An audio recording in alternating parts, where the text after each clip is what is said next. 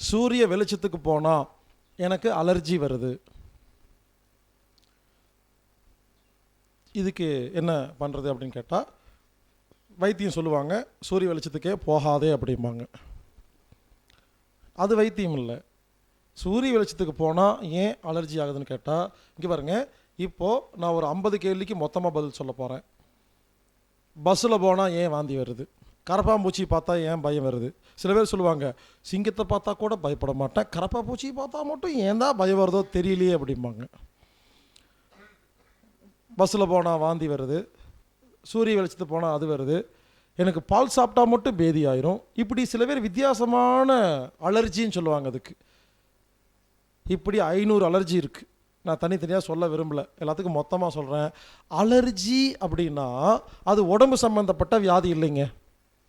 நான் ஏற்கனவே சொல்லிட்டேன், நான் திரும்ப ஞாபகப்படுத்துகிறேன். அலர்ஜிக்கும் இந்த வைத்தியத்துக்கும் சம்மந்தப்படுத்தி கொடுக்குறேன், அவ்வளோதான். உண்மையிலே உங்களுக்கு புரிஞ்சிருக்கணும். இது வரைக்கும் நான் பேசுனதை வச்சு உங்களுக்கே புரிஞ்சிருக்கணும். என்ன சொல்ல வருவேன் கண்டிப்பாக உங்களுக்கு தெரிஞ்சிருக்கும். ஆள் மனதில் ஏற்பட்ட ஒரு பதிவு, எல்லாமே பதிவு தாங்க. நீங்கள் செக் பண்ணி பாருங்கள், எல்லாத்துக்குமே பதிவு தான் காரணம். மனதில் பதிவு தான் எல்லா வியாதிக்கும் காரணங்க. கடைசி அங்கே தான் வரும். அப்போது ஏதோ ஒரு நாள் வெயிலுக்கு போயிட்டு வீட்டுக்கு வந்திருப்பீங்க, ஏதாவது புண்ணுக்குன்னு வந்திருக்கும். நம்ம மைண்டு தான் சும்மா இருக்காதே, நம்ம தான் புத்திசாலியாச்சே, ஒரு வேளை வெயிலில் போனதுனால வந்திருக்குமோ, சும்மா ஒரு கேள்வி கேட்டு வச்சுருக்கும். மறுபடியும் போயிட்டு வரும், வந்துடும். இப்படி 4 முறை வெயிலில் போய் நமக்கு ஏதாவது ஆனவுடனே கரெக்ட் வெயிலில் போனால் தான் ஆகுதுன்னு நம்பிட்டா இதுக்கப்புறம் நம்பாட்டியும் வெயிலுக்கு போனால் ஆகும். பஸ்ஸில் போகும்போது வாந்தி வருதில்ல, அதை பற்றி நான் சொல்கிறேன், எல்லாம் புரிஞ்சிடும் உங்களுக்கு. அலர்ஜின்னு அதாங்க. அது ஒன்று சொன்னால் மற்ற அலர்ஜிக்கு நீங்களே வைத்தியம் பார்த்துக்குங்க, தனித்தனியாக சொல்ல முடியாது. பஸ்ஸில் போனால் ஏன் வாந்தி வருதுன்னா, பஸ்ஸில் போகும்போது ஒரு நாள் வாந்தி வந்திருக்கும், சாதாரணமாக வந்திருக்கும். நம்ம என்ன பண்ணியிருப்போம், எல்லோரும் வேடிக்கை பார்த்தோன்னே ரெக்கார்டு க்ரியேட் பண்ணியிருப்போம். அப்புறம் பஸ்ஸில் போகும்போதே கேரி பேக் எடுத்துகிட்டு போவோம். ஆமாம் வந்துடும் முடிவு பண்ணிட்டோம். அப்போது ஒரு விஷயம் புரிஞ்சுக்கங்க, ஆள் மனதில் ஒரு பதிவு ஏற்பட்டால் நம்மளை மீறி வேலை செய்யும். அதுக்கு ஒரு உதாரணம், 4 நாள் முன்னால் சென்னையில் ஒரு அம்மாவை பார்த்தேன். அந்த அம்மாவோட பேத்தி 2 பேரும் எங்கேயோ போயிருக்கிறாங்க ஷாப்பிங் காம்ப்ளெக்ஸ்க்கு. சொன்னாங்களா அந்த விஷயத்தை ஏற்கனவே? இல்லை, இந்த கதை ஓகே. ஏன்னா நிறையா மீட்டிங்கில் பேசுகிறேன்னா எது எங்கே பேசுனேன்னு தெரிய மாட்டேங்குது. அந்த அம்மாவும் பேத்தியும் ஏதோ ஷாப்பிங் காம்ப்ளெக்ஸ் போயிருக்காங்க. இந்த எஸ்கலேட்டர் இருக்கு இல்லையா, இந்த கரண்ட்டு மூலியமாக ஒரு படிக்கட்டு மேலே கீழே, அதில் வாழ்க்கையில் போனதே இல்லையாம்மா. இவங்க 2 பேர் சேர்ந்து கால் வச்சுருக்காங்க. இந்த அம்மாவுக்கு பேலன்ஸில் 2 பேர் விழுந்துட்டாங்க. பேத்திக்கு தலையில் அடிபட்டு ரத்தம் வந்துடுச்சு. ரெக்கார்டு பாருங்கள், ரெக்கார்டு எப்படி வேலை செய்யுதுன்னு. தலையில் அடிபட்டு ரத்தம் வந்தால் உயிர் போயிடும்னு அந்த பாட்டிக்கு யாரோ சொல்லி கொடுத்துருக்காங்க, டிவிலேயே பேப்பர்லேயே படிச்சிருக்காங்க.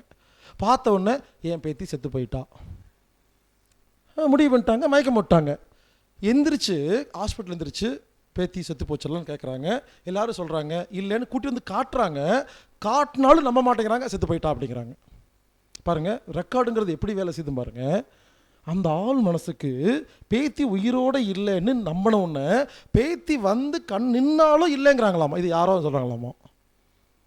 அதுக்கப்புறம் மடியில் போட்டு டெய்லி உன் பேத்தி உயிரோடு இருக்குது பாருன்னு சொல்லி 6 மாதம் 1 வருஷம் இப்போ தான் வந்து கொஞ்சம் நம்பி பார்த்துட்டு இருக்காங்களாமா. எதுக்கு சொல்ல வரேன்னா, ஆழ்மன ரெக்கார்டுங்கிறது நம்மளை மீறி வேலை செய்கிறதுங்க.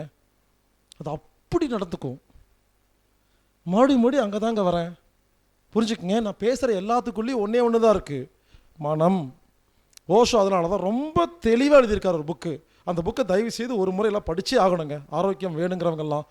மருத்துவத்திலிருந்து மனமற்ற நிலை வரை ஒரு முறை படிங்க, எல்லாமே புரியும். அது அவ்வளோ தெளிவாக எழுதியிருக்கிற புத்தகம். பட் அதில் இந்த உதட்டு மொழி சாப்பிடுங்க அதெல்லாம் இருக்காது. அவர் எல்லாத்துக்கும் மனசுன்னு கொண்டு வந்து முடிப்பார் கடைசியாக. ஸோ அலர்ஜியை பொறுத்த வரைக்கும் நல்லா கேட்டுக்குங்க, எந்த அலர்ஜி இருந்தாலும் சரி, வெயிலில் போன அலர்ஜி, பால் சாப்பிட்ட அலர்ஜி, ஐஸ்கிரீம் சாப்பிட்ட அலர்ஜி, சில பேருக்கு என்னென்னமோ அலர்ஜி இருக்குது, சொன்னால் நம்பவே முடியாது. அவ்வளோ 500 வகையான அலர்ஜி இருக்குது. நெட்டில் போட்டு பாருங்கள், வரும். அலர்ஜின்னு எல்லா அலர்ஜி தான். ஹஸ்பண்ட் அலர்ஜி, ஒய்ஃப் அலர்ஜி, குழந்தை அலர்ஜி, பணம் அலர்ஜி. சில பணம் கொடுத்தா வாங்க மாட்டோம் அலர்ஜி. சில பேர் பணம் இல்லாமல் இருந்த அலர்ஜி. ஒவ்வொருத்துக்கும் ஒவ்வொரு அலர்ஜி. எல்லா அலர்ஜிக்கு என்ன காரணம்? ரெக்கார்டு கிரியேட் ஆயிடுச்சு. அப்போ என்ன பண்ணணும்? ஏற்கனவே சொன்ன மாதிரி தான். இங்கே பாருங்க, எல்லாத்துக்கும் ஒன்று தான் வரும். விபாசனா போயிட்டு வாங்க, ரங்கராட்டின ரகசியம் ஃபாலோ பண்ணுங்க. அப்போது அந்த மாதிரி வெயிலில் போய் அலர்ஜி வரும் பொழுது என்ன பண்ணணும்? வெயிலில் போயிட்டு, வெயில் எனக்கு நல்லது மட்டுமே செய்கிறது, வெயிலில் போகும்பொழுது எனது தோல் உடம்பு நன்றாக இருக்கிறது, எனக்கும் வெயிலுக்கு ஒத்து வரும். இப்படி ரெக்கார்டுகளை கோபம், டென்ஷன், பயம் வரும்போது கிளியர் பண்ணி ரெக்கார்டை கிரியேட் பண்ணி அதுக்கப்புறம் வெயிலில் போய் பாருங்கள், ஒன்றும் ஆகாது. அப்போ தான் புரியும் இந்த மனசு எப்படி எல்லாம் வேலை செய்யுதுங்கிறது. ஸோ எல்லா அலர்ஜிக்கும் ஒரே காரணம் ஆழ்மனப்பதிவு. அதை நமது 5 நாள் வீடியோவை பார்த்துட்டு மனதின் மனம், சீக்ரெட், ரங்கராட், ரகசியம், விபாசனா எல்லாத்தையும் ஃபாலோ பண்ணி தான் அழிக்க முடியுமே தவிர மருந்து மாத்திரை சாப்பிட்டு தயவு செய்து உடம்பை கெடுத்துக்கொள்ளாதீர்கள். தோல் காய்ந்து போகிறது, ட்ரை ஸ்கின், தோலில் வந்து என்ன பசை இல்லை, ட்ரையாக இருக்குன்னு ஒரு வியாதி, அதை சொல்லிகிட்டு இருப்பாங்க. இது காரணம் என்ன? ஏற்கனவே சொன்னது தான். பாருங்கள், எல்லாமே ஏற்கனவே சொன்னதை வேறு மாதிரி மாற்றி சொல்லுவேன். கொழுப்பு தான் தோலை காப்பாதுன்னு சொன்னா, அப்போ உடம்புல கொழுப்பு கம்மியாயிருச்சுன்னு அர்த்தம். எண்ணெய் பலகார தேங்காய்லாம் சாப்பிட்றதேன்னு அர்த்தம். இல்லையா சாப்பிட்டது ஒழுங்காக ஜீரணமாகலைன்னு அர்த்தம். அப்போ என்ன பண்ணணும்? எண்ணெய் உள்ள பொருள்களை நல்லா மென்று சாப்பிட்டால் நம்ம உடம்புக்கு தேவையான, தோலுக்கு தேவையான கொழுப்பு உடம்பு சப்ளை பண்ணிடும். ட்ரை ஸ்கின் சரியாக போயிடும். கொழுப்பு தான் ட்ரை ஸ்கின்னுக்கான மருந்து. எண்ணெய் இதில் இருக்குது. இங்கே பாருங்கள், எண்ணெய் பலகார தேங்காயில் மட்டும் எண்ணெய் இல்லை, எல்லாத்துலேயுமே எண்ணெய் இருக்குது. சாப்பிட தெரிஞ்சால் போதும். கடலையை கொடுத்தா கடலை எண்ணெய், எள்ளை கொடுத்தா எள்ளை எண்ணெய், கடுகு கொடுத்தா கடுகு எண்ணெய், சூரியகாந்தி கொடுத்தா சூரியகாந்தி எண்ணெய். இதில் வேறு ரைஸ் பிராண்ட் ஆயில் வேறு இருக்குது. அரிசியில் எண்ணெய் இருக்குது. புரிஞ்சுக்குங்க, எல்லாத்துலேயும் எண்ணெய் இருக்குது, நமக்கு சாப்பிட தெரியல. உண்மையிலேயே எண்ணெய் பலகார தேங்காய் சாப்பிடாம சாதாரண இட்லி தோசை பொங்கலை ஒழுங்காக சாப்பிட்டாலே நமக்கு ஆட்டோமேட்டிக்காக கொழுப்பு கிடச்சிருங்க. எல்லா உணவுலேயும் கொழுப்பு இருக்குது, எல்லா உணவுலையும் எண்ணெய் இருக்குது. எதை புழிஞ்சாலும் எண்ணெய் வரும், கொஞ்சம் கம்மியாக வரும், அதிகமாக வரும், அவ்வளோதாங்க வித்தியாசம். அதனால் இனிமேல் உணவை, எண்ணெய் உள்ள உணவுகளை, எண்ணெய் கொழுப்பு உள்ள தேங்காய் போன்ற உணவுகளை நன்றாக மென்று சாப்பிடும் பொழுது, கூழ் மாதிரி அரைச்சி சாப்பிடும் பொழுது தோலுக்கு மேலே நல்ல கொழுப்பு சப்ளை ஆனவுடனே ட்ரை ஸ்கின் சரியாக போயிடும். அடுத்தது, இந்த சோப்பு போட்டு குளிக்கூடாதுன்னு சொன்னா இல்லையா? அப்போது ஒவ்வொரு முறையும் சோப் போட்டு குளிக்கும் பொழுது இந்த இருக்கிற எண்ணெய் எடுத்துகிட்டு போயிடுதா? அப்போ உடம்பு கஷ்டப்பட்டு உருவாக்க வேண்டியது இருக்கா? இன்னொன்று, சோப் ஆயில் பயன்படுத்தாதீங்க. இந்த சோப் ஆயில் போட்டு முகத்தை கழுவிட்டு வாங்க, முகம் வெள்ளையாயிரும். ஏன்? உறிஞ்சி எடுத்துருது அங்கே இருக்கிற கொழுப்பை எல்லாம். ஸோ சோப் ஆயில் பயன்படுத்தவே கூடாது. இப்போ புதுசாக வந்துட்டுருக்கு. சோப்புக்கு பொதுவாக நீங்கள் சோப் ஆயில் பயன்படுத்துங்கன்னு சொல்லி, சோப் ஆயில்னால் அந்த லிக்விட் மாதிரி, ஷாம்பு மாதிரி வந்துருச்சு. ஓ, அதுக்கு பேரே ஃபேஸ் வாஷுங்களா? சரி, ஓகே. ஃபேஸ் வாஷை பயன்படுத்தாதீங்க. அந்த லிக்விட் மாதிரி இருக்க சோப் பயன்படுத்தாதீங்க, ரொம்ப ரொம்ப ஒஸ்ட்டு. ஸோ அதுக்காக தான் மறுபடியும் சொல்கிறேன், சீகக்காய், அரப்பு, வைத்த மாவு, கடலை மாவு. இங்கே பாருங்கள், ஏதோ வாரத்துக்கு ஒரு முறை சோப் போட்டுக்குங்க. முடிஞ்ச வரைக்கும் வாரத்தில் ஒரு நாள் சோப் போட்டுட்டு மற்ற நாட்களில் அரிசி மாவு, கடலை மாவு எல்லாம் யூஸ் பண்ணும் பொழுது நம்ம உடம்புல கொழுப்பு தங்குங்க. கொழுப்பு ஆரோக்கியம். ஆக்சுவலாக கொழுப்பு நல்லது. உடம்புல எவ்வளவு கொழுப்பு இருக்கோ நல்லது.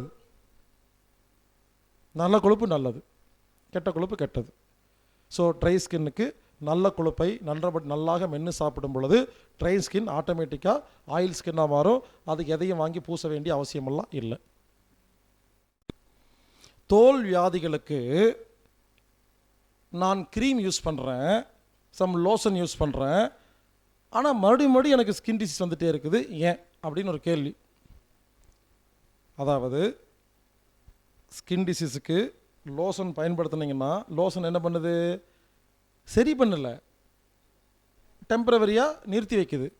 அதை விட்ட உடனே மறுபடியும் வந்துடுது. ஸோ இந்த கேள்விக்கு பல பதிலுங்க. மருந்து மாத்திரை சாப்பிடும்போது நல்லா இருக்குது, விட்டால் ஏன் வியாதி பெருசாகுதுன்னா சப்ரஸ் பண்ணி வைக்குது, நிறுத்தினா பெருசாகும். இதுக்கு மட்டும் இல்லை, யாரெல்லாம் எந்த மருந்து பயன்படுத்துகிறீங்களோ, எந்த லேகியம் பயன்படுத்துகிறீங்களோ, எந்த க்ரீம் பயன்படுத்துகிறீங்களோ, ஸ்டீராய்ட்ஸு, இங்கே பாருங்கள், எந்த ஒரு மருந்து பயன்படுத்தி எந்த ஒரு வியாதியும் கண்ட்ரோல் பண்ணும் பொழுது திடீர்னு விட்டிங்கன்னா அது குப்புன்னு அக்ரெசிவ் ஆகும். அந்த மாதிரி தான் இந்த மாதிரி வந்திருக்கும். ஸோ நீங்கள் மருந்து மாத்திரை நிறுத்திட்டு நம்ம டெக்னிக்கெல்லாம் ஃபாலோ பண்ணி கொஞ்சம் கொஞ்சமாக டெவலப் பண்ணி மொத்தமாக சரி பண்ணணுமே தவிர எடுத்த உடனே குணமாகாது. கொஞ்சம் கஷ்டப்படுத்தி தான் குணப்படுத்தும்.